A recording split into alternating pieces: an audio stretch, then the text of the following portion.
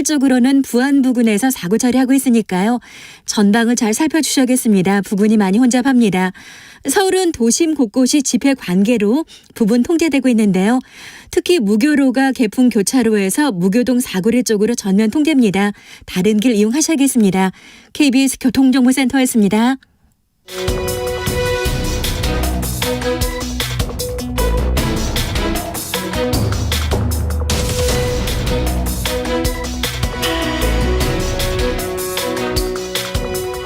여러분께서는 끝장 토론 각설하고를 듣고 계십니다. 정관용의 시사본부 매주 토요일 2부 끝장토론 각설하고 시사평론가 이종훈 박사, 민주당 민주연구원 부원장 현근택 변호사 두 분과 함께하고 있고요. 후반부 공통질문 금주의 한마디 누구의 입에서 나온 어떤 말. 네, 제가 꼽아본 건 이겁니다. 나 뭐하는 사람인지 알지? 나 변호사야. 예, 서초 그 서희초 교사 사망 사건 이제 관련해서 한 학부모가 이런 이제 말을 했다는 거죠. 그래서 그 해당 교사가 굉장히 좀 정신적인 고통을 많이 받은 거로 이렇게 확인이 지금 되고 있는 상황입니다. 네. 그 보도뿐 아니라 그 왜 정순신 때도 이제 뭐 얘기가 나왔었습니다만 일선 학교에 요즘 이제 교권 침해, 교권 추락 관련된 보도들이 쭉 나오는데 거기 제가 얼핏 본 보도가 뭐 학부모 중에 제일 극성 부리는 1등 직업인이 법조인이래요. 아, 큰일이네요. 저는 뭐 그런 일이 없습니다. 지금까지. 아이고, 지금 변호사시라. 여기도 그러고 봤더니 변호사님 한 분 계시네요. 아무튼 뭐 제가 뭐 엄밀한 통계는 아니겠지만 그 선생님들 입장에서 그런 말이 나왔으니까 취재 결과 기사가 됐을 거 아니에요. 일선 선생님들한테 제일 악성으로 뭐라고 하는 학부모들의 직업군의 1번이 법조인으로 꼽혔다. 네. 참 이거 심각한 겁니다. 이거. 그런데다가 이제 이번에 이제 서희초 관련해서 이제 여러 가지 보도가 좀 나오고 있는 중에요. 이 학교에 평상시에도 이렇게 민원 전화가 많이 왔다는 겁니다. 그러니까. 그런데 그게 아시잖아요. 서초동이 어떤 동네입니까? 법조인들이 많이 사는. 타운. 그러니까 야 이분들 그 위세가 상당히 대단했구나. 그래서 그 지역 아마 이 서희초뿐만 아니고 이 지역 학교 교사분들이 대부분 뭐 비슷한 일을 그러니까요. 상당히 겪어왔던 게 아닌가. 참. 그렇게 생각합니다. 그리고 이거 발로 해서 또 가짜 뉴스 그 소동은 또 도대체 뭡니까? 그게? 그러게 말입니다. 예. 그러니까 뭐 삼선 의원 이제 손녀다 그 이제 논란이 된 학생이 이제 그렇다 그래가지고 이제 이게 또 이제 또 굉장히 뜨거웠죠. 처음에는 뭐 국민의힘 한기호 의원이다 이래가지고 또 소문 돌다가 그 다음에는 민주당의 서영교 의원이다. 또 이 두 의원이 막 해명을 하지 않으면 안 되는 상황. 그러고 났더니 정작 또 이 처음에 이 글을 유포했던 분은 아 이거 자기가 제대로 확인하고 한 건 아니다라는 식으로 해서 뒤로 쏙 빠지는 그런 완전 좀 해프닝이 지금 벌어지고 있는 상황입니다. 그리고 그 김어준 그 뭐 거의 공중파나 다름없다고까지 이제 칭송을 받는 자기 유튜브에서 대책 없이 말을 하고 뭐 사과도 제대로 안 하고 있을 수 있는 일입니까 그게 또? 그러니까 만약에 뭐 그 당시에 뭐 SNS에 많이 돌아서 많이 언급을 했으면 그거보다 사실은 사과나 해명은 그거보다 더 적극적으로 해야 되거든요. 이 학부모도 커뮤니티에 올리는 게 문제가 되고 많이 퍼지니까 직접 찾아가지 않았습니까? 찾아가서 사과했다 그런다 그러면 아니라는 게 확인되면 명확하게 내가 뭐 잘못 파악했다든지 명확하게 얘기해 주는 게 맞죠. 근데 뭐 더장 취재하겠습니다. 이거는 여전히 의심하고 있습니다라는 말처럼 들리는 거잖아요. 그렇죠. 예. 그러니까 도매금으로 전반적으로 다 평가 그 절하당하는 거 아니겠어요? 처음에 이제 국민의힘 이제 의원으로 이제 알려지니까 이제 뭐 김어준 씨의 그 동안의 행보나 특성으로 볼 때 이게 뭐 국민의힘에 확실히 뭔가 하나 좀 걸렸다 이렇게 좀 판단을 내렸을 가능성이 높죠. 나 뭐 하는 사람인지 알지. 나 변호사야. 변호사하면 남을 위해 일을 해야죠. 그렇죠. 그런데다가 요즘 시대가 어떤 시대인데 이런 그 식의 표현을 쓴다는 것 자체가 굉장히 시대착오적인 그런 거죠. 현근택 변호사님. 거기에 이제 연동이 되는 얘기인데요. 결국 이거의 원인이 뭐냐 이렇게 나오다가 우리 박대출 정책위원장입니다. 지난번에도 얘기했던 것 같은데 이 원인을 이제 쉽게 얘기하면 진보 교육감 탓으로 지금 여당이 좀 몰아가고 있어요. 그래서 진보 교육감들의 왜곡된 인권 의식으로 인해 학교 현장에 교권이 붕괴하고 있다. 그러니까 학생들의 인권을 보호해 주다 보니까 교권이 무너졌다. 이제 이렇게 얘기를 하고 있는데 저는 사실은 이게 학생의 인권과 교직원의 어떤 권리가 상충되는가. 사실은 권리라는 건 어느 정도 좀 상충돼 있지만 그거를 조절하고 서로 이렇게 충돌하지 않게끔 하는 게 역할이거든요.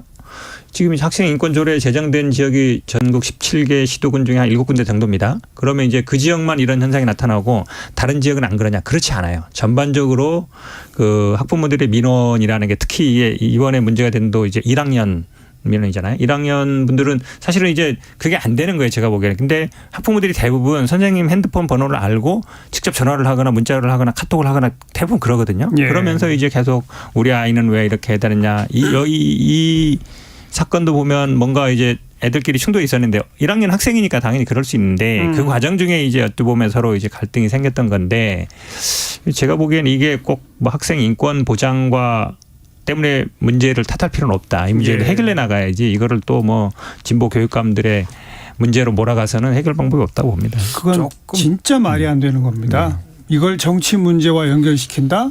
아유 정말 어불성설이죠. 그러니까 좀 학생 인권 조례를 교육부가 언급해 하고 나서는 게 좀 뜬금없다는 생각이 좀 들어요. 뜬금없을 뿐 아니라 잘못된 지적이죠. 예, 이제 이번에도 어떻게든 그렇게 프레임을 짜서 안 그래도 지금 뭐 진보 교육감 체제하에서 이루어졌던 일들에 대해서 불만이 많던 터에 이걸 계기로 해서 뭐 교육개혁 드라이브를 한번 걸어보겠다 이런 생각도 좀 하고 있는 게 아닌가 예. 이렇게 좀 생각이 드는데요. 예. 실제로 지금 통계상으로는 뭐 이 교권 침해 사례가 오히려 줄어들었다라고 하더라고요. 이제 그 보도를 보니까. 아유, 그 다행이고 예, 그러니까 반가운 뭐 소식. 최근에 이제 약간 뭐 좀 악질적인 사례들 예. 학생이 뭐 선생님을 육체적으로 가격을 하고 뭐 이런 일들이 있긴 있었는데 사실은 뭐 과거에 그런 것들이 또 그렇다고 해서 전혀 없었던 것은 아니고 그런 것들이 알려져서 이게 좀 굉장히 좀 뭐 심각한 거 아닌가 이렇게 예. 생각하시는데 실제로는 학생 인권 조례 제정 이후에 오히려 교권 침해 사례는 줄어들었다는 게 통계적으로는 확인이 예. 되고 있다라는 거예요. 그러면 그런 상태에서 이게 상관관계도 아직 규명도 안 된 상태에서 이거를 곧바로 그렇게 몰아간다. 더군다나 제가 보건대는 이번에 그 서초 그 초등학교 사례는 좀 특수한 경우에 속하는 것 같아요. 그렇죠. 대부분의 학교들은 역시 여전히 교권이 좀 강한 편이고 네. 오히려 교권이 강해서 조금 더 좀 체벌이라든가 이런 이제 우려가 가능성이 좀 더 높은 반면에 이 지역은 지역적 특성이 상당히 좀 반영된 거 아닌가 싶어요. 조금 전에 이제 그 서초 지역의 특수성도 좀 이야기를 했습니다만 그러다 보니까 이 학부모들이 과도하게 교사들에게 지금 이제 그 스트레스를 좀 가하고 있는 그런 그 상황이다. 그래서 이건 좀 다른 지역하고는 좀 특별한 경우에 해당하는데 이걸 너무 일반화 시켜가는 것도 좀 잘못된 게 아닌가 이렇게 생각합니다. 조금 하나 보태면요. 사실은 이게 지금 계속 언론에 나오는 것도 아동학대 처벌법에 따라서 아동학대로 신고하는 경우가 많다. 근데 이게 예전에는 아동학대라는 게 그렇게 다뤄지지 않다가 지금은 이제 신고를 만약에 안 하거나 은폐하거나 조사를 안 하면 오히려 그 사람들을 처벌하거나 징계하거나 이렇게 되면서 예. 아동학대 신고가 들어오면 무조건 조사하고 무조건 수사하는 방향으로 가고 있어요. 그럼 학부모들 입장에서는 우리 애가 뭔가 학교에서 당했다? 그럼 바로 이제 아동학대로 신고하면 선생님이 이제 법적 대응을 다 해야 되는 거예요. 예전에는 그거는 물론 모른 채 한 게 아니라 단순히 화해해, 합의해 뭐 이렇게 했었는데 그걸 이제 원정주의 뭐 밀실 은폐한다 이랬다 보니까 그러니까 한쪽을 그런 걸 이제 막 이때 문제가 돼서 법을 이래 무조건 수사, 무조건 조사, 무조건 처벌 이렇게 만들어 놓으면 이런 문제가 좀 생기는 거예요. 예. 선생님들이 이것 때문에 되게 고민이라는 거 아닙니까? 그러니까 제가 보기에는 법을 만들 때 막 문제가 뜨거워서 만들 때라도 그 부작용도 반드시 제가 보기엔 챙겨야 된다고 봅니다. 그리고 제가 이 문제를 정치 문제식으로 하는 건 말도 안 된다라고 제가 약간 좀 강하게 표현한 이유가 뭐냐면 왠지 모르게 학생 인권을 이야기하는 건 진보, 교권을 이야기하는 건 보수 이런 식의 도식이 있잖아요. 근데 이게 저는 한 10년 전에는 어느 정도 적용될 수 있는 도식이었다고 봐요. 우리 지금 이 자리에 5, 60대 우리 세 사람 다 아마 초등학교, 중학교, 고등학교 때 수도 없이 두들겨 맞고 컸어요. 맞죠? 아 그럼요. 저는 뭐 이 마포 딸에 빗자루 꺾어지 부러질 때까지도 맞고 그랬습니다. 예전에는 몽둥이 들고 다니는 호랑이 선생님이 꼭 한 분 계셨잖아요. 아니 뭐 아무튼 맞을 이유가 없는데도 맞고 컸어요. 그렇죠? 네, 그럼요. 그렇죠. 예. 그러니까 어마어마하던 교권의 시절에서 시계 반대추로 확 꺾이면서 뭔가 사회적 부작용이 생긴 거예요. 근데 그 꺾는 과정에서는 물론 진보 쪽에서 학생 인권을 이야기하고 과도한 교권에 대한 문제를 제기하고 시작한 게 한 10년 됐습니다. 그때는 그러니까 학생 인권 강조하면 진보, 뭐 교권 강조하면 보수라는 도식이 어느 정도 적용될 수 있었다는 거예요. 그러나 그 10년 사이에 사회에 일어나는 문제, 학생 인권과 교권의 이 어떤 균형점이랄까 학교 내에서의 새로운 문화랄까 이거에 대한 고민은 이제는 진보 보수를 넘어서 함께 풀어야 할 숙제인데 이걸 또 갈라치기식으로 누구를 비판하는 식의 그 방법으로 쓰면 진짜 문제 해결을 위해 접근할 방법 자체를 잃어버리게 되는 그러니까 이 거예요. 구도 자체를 교권 대 그러니까. 학생 인권 이렇게 안 대립 되죠. 구도로 일단 인식을 하면 안 돼요. 그러니까요. 그게 왜 그러냐면 자 그래서 그러면 이제 학생 인권 조례 다시 이제 바꿔 가지고 체벌도 가능하게 만들었다고 전제를 하자고요. 과거처럼 선생님이 체벌을 하려고 했을 때 요즘 애들이 그걸 과연 수용할까요? 말이 안 되죠. 안 합니다. 곧바로 예. 엄마한테 연락하고 휴대폰으로 아마 바로 연락할 거예요. 그 이제 그런 시대 변화라고 하는 것도 있고 예. 그다음에 학생 인권 조례에는 뭐 교사하고 학생과의 관계도 있지만 학생 간의 관계도 있어요. 예를 들어 왕따를 당했다거나 이랬을 경우에 과거에 사실은 학내에서 그냥 묻혀버린 경우가 굉장히 많거든요. 맞아요. 예, 그냥 학생들끼리 문제 쉬쉬하고 제기도 못하고. 또 뭐 선생님들도 그냥 쉬쉬하고 이랬던 부분들이 있기 때문에 그런 학생들을 구제하기 위해서는 이런 인권조례도 필요한 거 아니겠습니까? 예. 그런 차원에서 이게 제정이 추진됐던 측면들도 함께 고려를 해야 한다 이렇게 생각합니다. 제가 보기에 이게 이제 공교육의 위기 부분과 연결이 돼요. 다 연결되죠. 주변에 이렇게 학교 공동체의 붕괴 이거는 뭐. 주변에 선생님이나 이런 얘기 들어보면 특히 뭐 고등학교 2, 3학년 가면 태반이 자는데도 선생님 어떻게 못한다는 거예요. 뭐 깨우면 오히려 뭐 화를 내고 막 이러니까. 그러면 근데 또 그런 부모들 중에는 또 학원 가서는 학원 선생님한테는 우리 애기 좀 따끔하게 좀 가르쳐 주세요. 뭐 이런단 말이에요.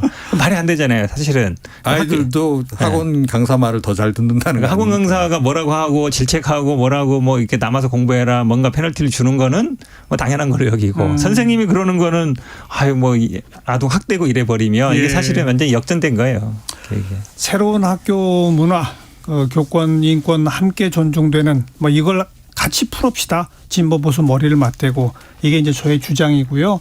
또 지금 이제 이런 사건이 터지면 각종 보도가 뭐 이런 일도 있다더라 저런 일도 있다더라 보도가 쏟아져 나오는데 그런데요 또 전국의 상당수 학교는요 굉장히 잘하고 있는 모범적인 문화가 또 있습니다. 그걸 좀 잘 그렇죠. 배워서 예. 실천해 나가는 게 필요할 것 같아요. 자, 이제 뭐 이번 주에는 그 공통 질문 하다가 시간이 거의 다 가버렸는데 아까 우리 홍준표 지사 뭐 언급했습니다만 또 하나 이 참 설화로 논란이 되는 게 김영환 충북지사 아닙니까? 그 목소리 잠깐 들어보고 약간 이야기 나누죠. 사랑하는 가족을 잃고 한없는 고통을 당하고 계신 유가족들에게 진심으로 사죄의 말씀드립니다. 죄송합니다. 저도 그런 아쉬움이 있는데 제가 거기 갔다고 해서 상황이 바뀔 것은 없다고 생각합니다. 워낙 이게 지금 골든타임이 짧은 그런 상황에서 전개됐고 제가 생각할 때는 임시 제방이 붕괴되는 상황에서는 어떠한 조치도 그 효력을 또 생명을 구하는 고라는데 어려움이 있었다고 생각하는데 네, 그 앞에 그 죄송합니다까지는 목소리도 이렇게 떨리고 눈물 머금은 소리가 나더니 갑자기 목소리 톤도 바뀌면서 왜 이런 불필요한 말을 할까요? 책임 회피죠. 네, 결국 책임 회피입니다. 그러니까 이제 이분 얘기하는 거 제일 마지막 얘기 들어보시면 결론은 그거 아니에요. 이거는 예상치 못한 재해였기 때문에 이거 아닙니까? 어떻게 우리가 대응할 수가 없었다. 이 얘기는 결국 책임지지 않겠다. 이제 그 얘기입니다. 그러니까 뭐 요즘에 좀 책임을 아래로 떠미는 게 굉장히 유행인 것 같아요. 보니까 뭐 대통령실, 뭐 여당부터 시작해서 뭐 현장 책임자들한테 거의 뭐 책임을 다 떠넘기는 식으로 계속 발언을 하고 지금 실제로 몰고 이제 가는 그런 상황이 있던데 지금 뭐 이분도 결국은 지금 마찬가지 얘기를 지금 하고 있는 거나 다름없다. 그러니까 결국은 내가 갔어도 상황은 뭐 별로 바뀌지 않았을 거다는 얘기는 내 책임 없다. 그 얘기 아니겠습니까? 예. 그런 거죠. 그 얘기를 왜 했냐고 말씀하신 것처럼 중요한 포인트죠. 왜 그러냐면 대통령이 왜 우크라이나 갔냐. 왜 이게 지금 국내 수해가 난리가 났는데 이 얘기했을 때 이제 대통령실에서 그렇게 말을 한 거 아닙니까? 본인도 거기에 숨는 거예요. 나도 대통령도 그렇게 대통령실도 그렇게 얘기하는데 내가 그만하면 안 돼? 그러니까 말씀처럼 그러니까 어차피 내가 빨리 오나 안 오나 상황이 달라질 것 같지 않고 그다음에 이제 다른 데 뭐 댐 이런 데 몇 군데 갔다는 건데 그걸 말하는 게 아니거든요. 이렇게 상황이 심각한 부분인데 왜 빨리 와서 좀 보고 그래야만이 거기 공무원들이라든지 이런 분들도 빨리빨리 움직이고 이럴 텐데 내가 와도 달라지지 않는다. 내가 왔어도 상황이 달라지지 않는다 그러면 그럼 제가 보기에는 뭐 국민들이 그럴 거예요. 그럼 도지사 뭐 있으나 없으나 똑같지 않냐. 그냥 부지사가 하면 되지. 다 그렇게 생각하는 거예요. 그러다 보니까 지금 뭐 각자 도생, 예. 무정부 상태 이런 게 막 해시태그로 나오는 상황이 된 것처럼 작년이나 올해나 뭐 이 재해를 대하는 이 정부 여당의 태도라든지 아니면 발언이라든지 전혀 지금 바뀌는 게 없는 것 같습니다. 책임 회피용이라고 하시는데 이런 말을 한다고 책임이 회피됩니까? 안 되죠. 그러니까 말이에요. 그런데 본인들은 그렇게 생각들을 다 하는 것 같아요. 상황이 닥치면 어떻게 거의 예외 없이 동일하게 반응을 좀 하는 것 같고요. 그리고 실제로 지금 일이 진행되는 걸 봐도 지난번 이태원 참사 때도 그랬는데 결국은 현장 책임자들만 이 책임지고 뭐 옷 벗고 처벌받고 이렇게 끝날 가능성이 높은 거죠. 그러니까 김 지사도 그런 측면에서 자기는 약간 좀 이제 거기서 처벌로부터 약간 벗어나 있다라고 생각을 지금 하는 겁니다. 예. 예. 이게 지금 어찌 보면 위기 대응 커뮤니케이션법을 특히 이런 고위공직자들은 좀 제대로 교육받을 필요가 있습니다. 위기 대응 커뮤니케이션법의 아주 중요한 원칙 가운데 하나가 뭔지 아세요? 자신에게 있을 책임과 잘못을 미리 인정할수록 자기의 책임은 줄어든다예요. 법정에서도 우리 현 변호사님도 변호사시니까 내가 의뢰받은 사람이 갖고 있는 약점을 미리 인정해 버려야 유죄 확률이 줄어들잖아요. 꼭 그건 아니죠. 아니 미리 인정하지 않고 상대 측이 그걸 지적당하면 더 가중되지 않습니까? 그렇긴 하죠. 그러니까요. 바로 그게 위기 대응 커뮤니케이션의 1번 중에 1번이거든요. 근데 이런 걸 공직자들이 모르시는 것 같아요. 모르죠, 대부분. 그런 거 없이 그냥 뭐 권력 욕심 때문에 대부분 뭐 이런 자리에 가시는 분들이 많아서 사실은 그 고위공직자 특히 뭐 이렇게 선출직 공직자들 중에도 알겠습니다. 기본 공직 의식이 좀 부족한 분들이 꽤 되는 것 같습니다. 자, 그 김남국 의원 국회 윤리위가 국회의원 제명 지금 요청 의견까지 냈는데 이게 뭐 상당히 오랜만의 일이라서 그렇죠. 이게 국회의원 3분의 2 이상 동의 얻어서 갈 수 있을까요? 그렇게까지 갈지 모르겠는데 우리 뭐 아시겠지만 이제 자문위에서는 이제 제명 권고를 했고 그러면 이제 국회 윤리특위의 소위원회 그다음에 윤리특위 전체 회의에서 의결을 해야 되는데 뭐 이렇게 같이 연동된 분들도 있고 근데 우리 민주당 소속인 변재일 윤리특위 위원장이 가급적 빨리 하겠다. 그리고 자문위 안을 가능하면 따르겠다라고 보면 윤리특위를 열어서 이제 가결될 가능성이 있다고 보면 제가 보기 본회의 가기 전에 뭐 김남국 의원이 어느 정도 판단을 할 가능성도 있다고 보입니다. 스스로 사퇴. 그것까지는 뭐 잘 모르겠습니다만. 그거밖에 없죠, 사실은. 만약에 이제 실제로 그 윤리위 본회의에서 이제 제명 결론 날 가능성이 굉장히 높다라고 판단되면 아마 개인적으로 그런 사전 대응에 나설 가능성이 좀 높지 않나. 근데 한 가지 약간 변수가 있는 게 지금 이제 가상재산을 보유했던 분이 한 11분 정도 이제 밝혀졌는데 이건 뭐 당 문제가 아니라 근데 보니까 뭐 수억 원 하신 분도 있고 이해 충돌 소지 있는 분도 있고 그다음에 법안 발의 여부도 좀 확인해 봐야 된다고 하면 이게 세 개가 다 찍으면 이제 김남국 의원이 갖고 있는 지금 걸린 문제들이거든요. 그러면 좀 다른 경우를 좀 살펴보겠군요. 그러니까 김남국 의원 입장에서는 아니 나만 갖고 왜 그러냐. 다른 분들도 막 수억씩 거래하고 이해충돌 소지가 있는데 이렇게 나올 가능성이 좀 있어 보여요.